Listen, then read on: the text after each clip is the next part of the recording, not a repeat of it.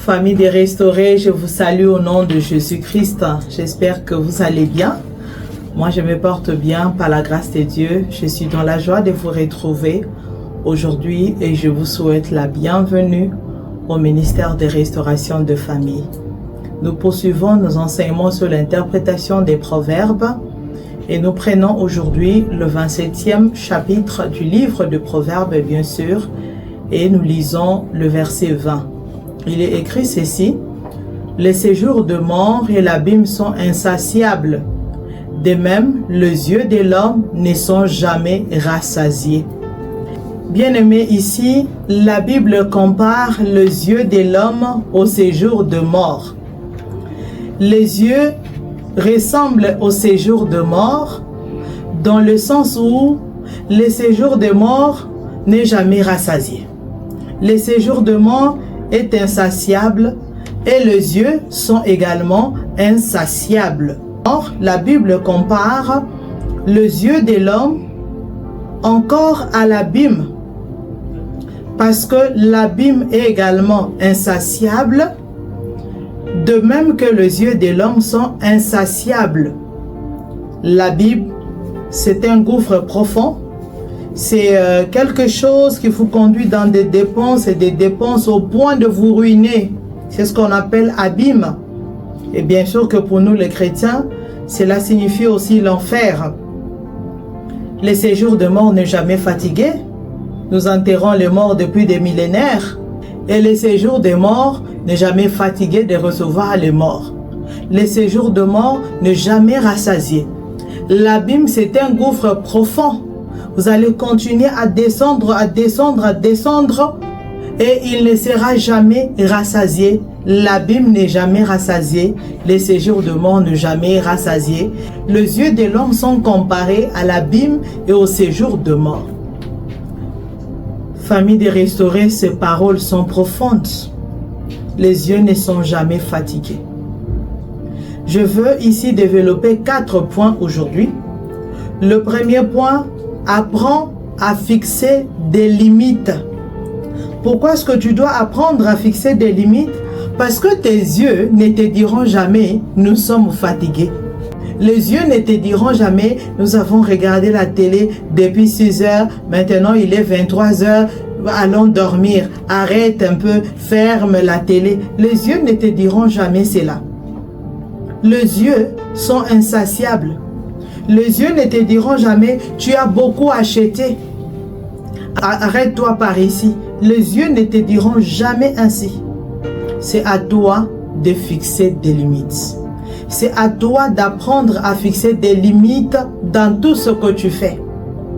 Comment vas-tu gérer ton temps? Tu dois avoir des limites. Proverbe dit, Ecclésiaste précisément, chaque chose a son temps. Chaque chose a son temps. Tu vas prier, mais tu ne peux pas passer toutes tes journées en train de prier. Il faudrait que tu partes aussi travailler. Il faut fixer des limites. Tu vas lire la Bible, mais tu vas lire la Bible de quelle heure à quelle heure? Tu dois fixer des limites.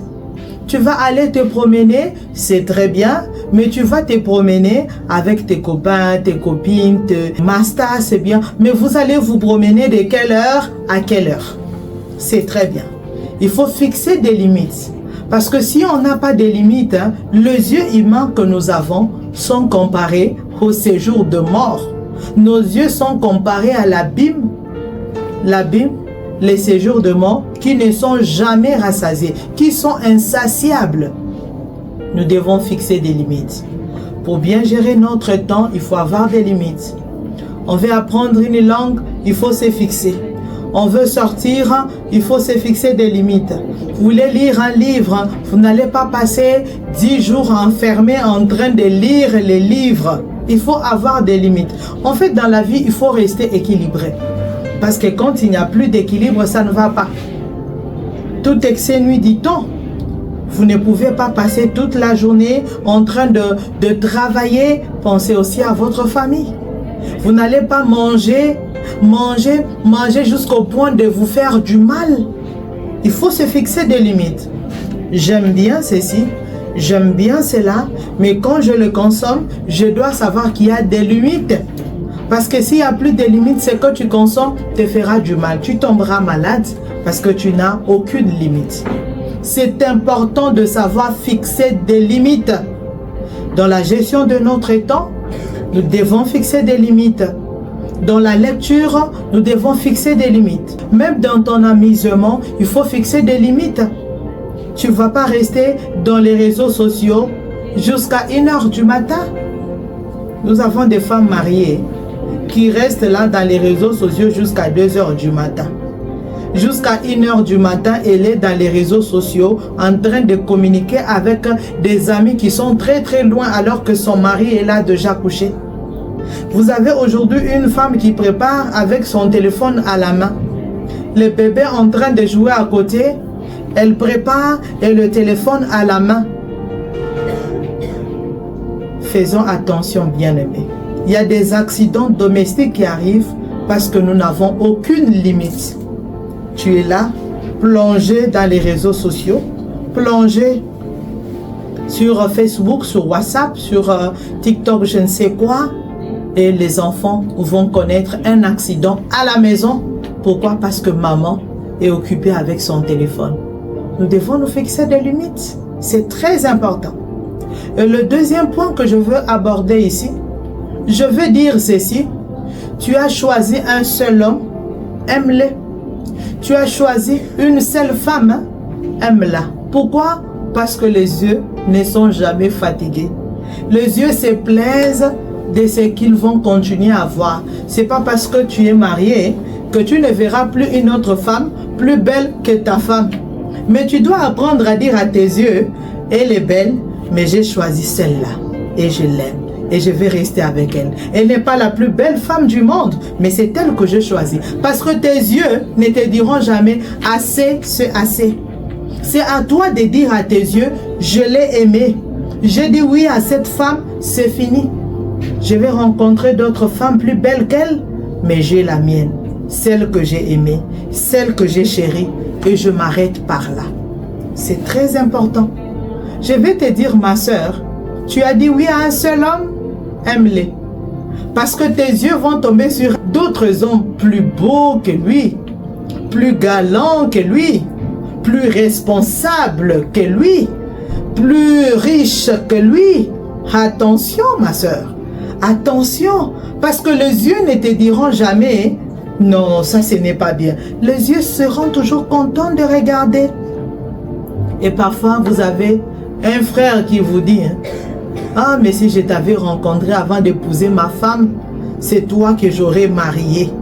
Si je t'avais connu avant mon mari, c'est toi que j'aurais accepté. Péché sur péché. Pourquoi? Parce que les yeux ne sont jamais fatigués. La Bible compare les yeux de l'homme au séjour de mort. Où avez-vous déjà entendu parler du séjour de mort qui a rejeté un mort? Jésus-Christ est ressuscité des morts. Il est vivant. Le séjour de mort reçoit tous les cadavres, tous les morts qui arrivent. Et la Bible compare nos yeux au séjour de mort. C'est tellement profond. La Bible compare nos yeux à l'abîme. C'est à nous de fixer des limites. À nos yeux. De se dire, j'ai aimé cette femme, je lui ai dit oui devant les hommes, devant Dieu, devant l'État, et je m'arrête par là. C'est fini. Toutes les autres, considère qu'elles sont tes sœurs. C'est le conseil que je te donne. Toutes les autres filles, à l'école, je ne sais pas, toutes les autres filles que tu vas rencontrer dans ton travail, partout à l'église, elles sont tes sœurs. L'unique que tu as choisi comme femme, c'est celle qui est dans ta maison. Tous les autres hommes, considère-les désormais comme tes frères. Parce que quand tu as dit oui à un seul homme, à tous les autres, ils peuvent être plus beaux, plus riches, plus galants, plus respectueux, plus responsables. Mais ce sont désormais tes frères. Le seul homme, l'homme de ta vie, ton mari, c'est celui qui est à la maison. Et ainsi tu auras la paix dans ton foyer. Parce que les yeux ne seront jamais fatigués d'apprécier. Les yeux seront toujours contents de voir. Oh, mais elle est belle. il est beau. Regardez cette femme. J'aimerais tellement que ma femme soit comme elle. Regardez sa figure, sa teinture, sa peau. Mais regardez sa taille. Regardez comment elle parle. Oui, elle ne t'appartient pas. Ça, c'est le travail des yeux, parce que les yeux ne seront jamais fatigués. C'est ce que feront tes yeux, toujours et toujours. Mais c'est à toi de fixer des limites. Et de te dire, je le choisis, je l'ai aimé, et c'est tout, je m'arrête par là. Le troisième point concerne les achats. Et je veux dire ceci, tu ne peux pas tout acheter.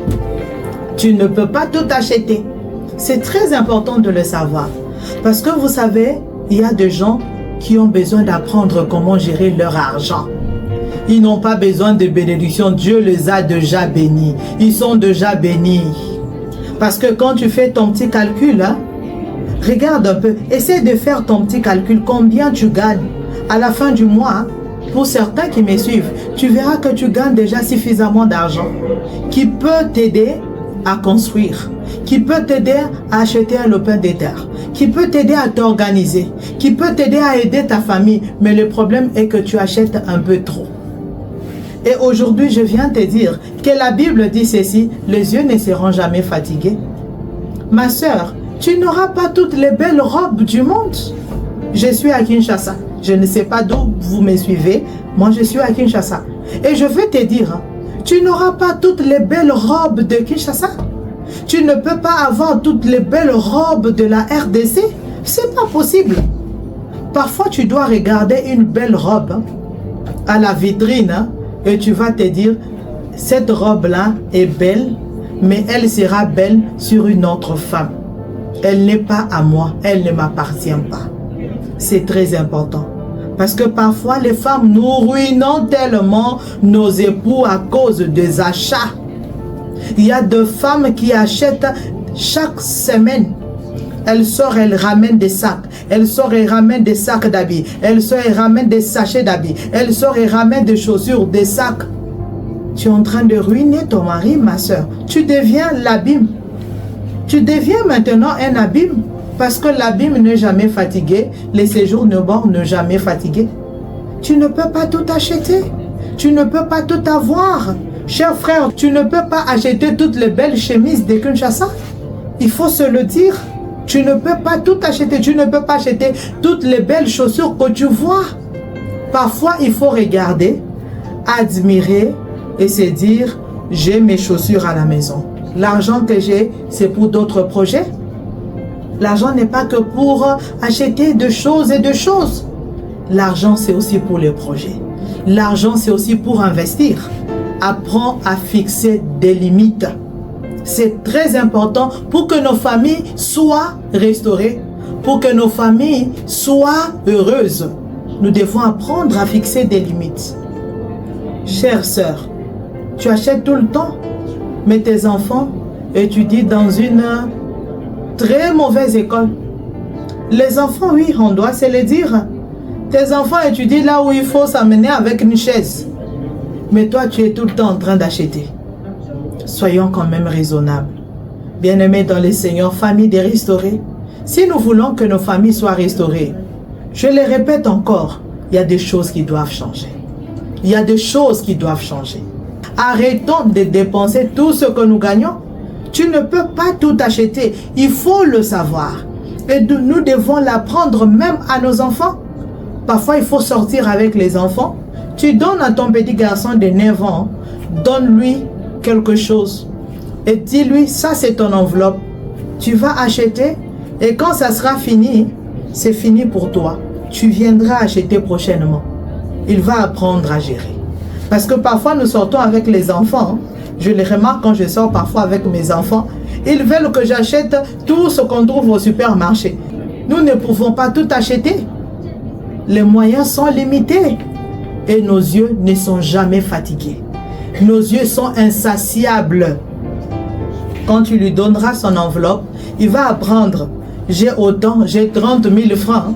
Si j'ai dépensé 2 000, 3 000, je suis à 10 000, 15 000, je sais qu'il me reste 15 000.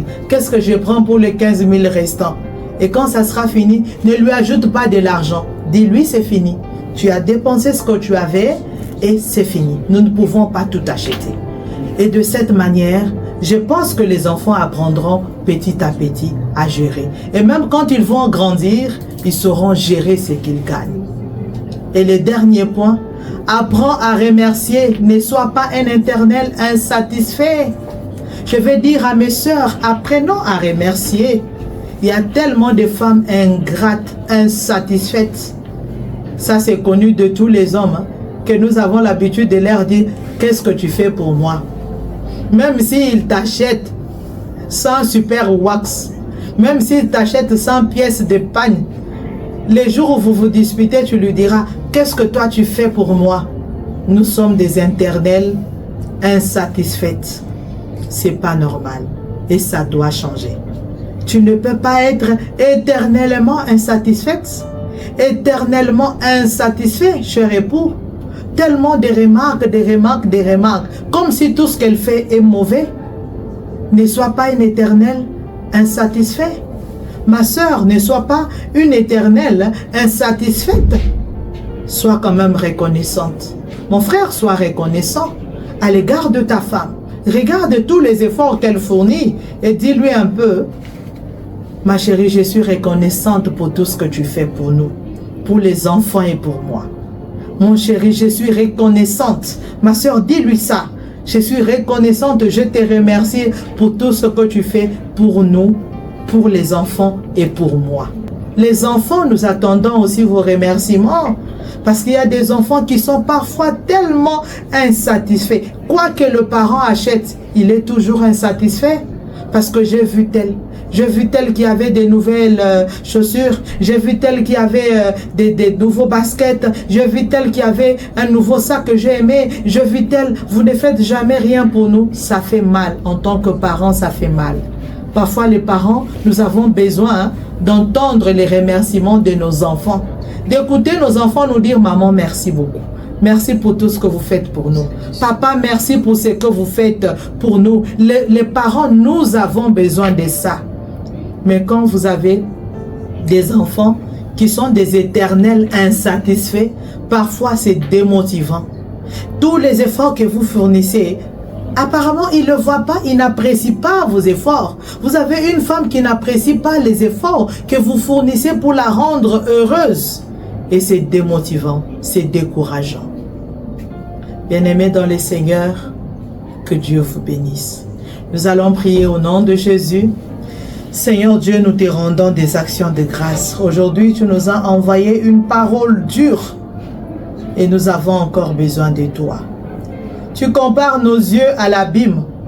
Tu compares nos yeux au séjour de mort, lesquels ne sont jamais satisfaits. Les séjours de mort et l'abîme qui sont insatiables, de même que nos yeux sont également insatiables. Oh Seigneur, nous avons besoin de toi. Aujourd'hui, nous voulons apprendre à fixer des limites. Aujourd'hui, nous voulons apprendre à ne plus tout acheter. Aujourd'hui, nous voulons apprendre à remercier. Aujourd'hui, nous voulons apprendre, Seigneur, de bonnes habitudes. Nous avons besoin de toi. Nous avons encore besoin de toi. Aide-nous, Saint-Esprit, à fixer des limites. Aide-nous, chères épouses, à être reconnaissantes à l'endroit de nos époux. Aide-nous, chères épouses. Aide mes frères qui m'ont écouté. Aide mes frères à être reconnaissants à l'égard de leurs épouses. Aide nos enfants à être reconnaissants à l'égard de leurs parents. Aide-nous à fixer des limites. Aide-nous à fixer des limites dans nos dépenses. Aide-nous à bien gérer, apprendre à bien gérer notre argent. Ce que tu mets à notre disposition. Nous avons besoin de toi. Merci pour ta parole que tu nous as envoyée et qu'elle nous aide à avoir des familles restaurées. Au nom de Jésus, nous avons ainsi prié. Ainsi soit-il. Bien-aimés dans le Seigneur, que Dieu vous bénisse. Prenez soin de vous et à la prochaine.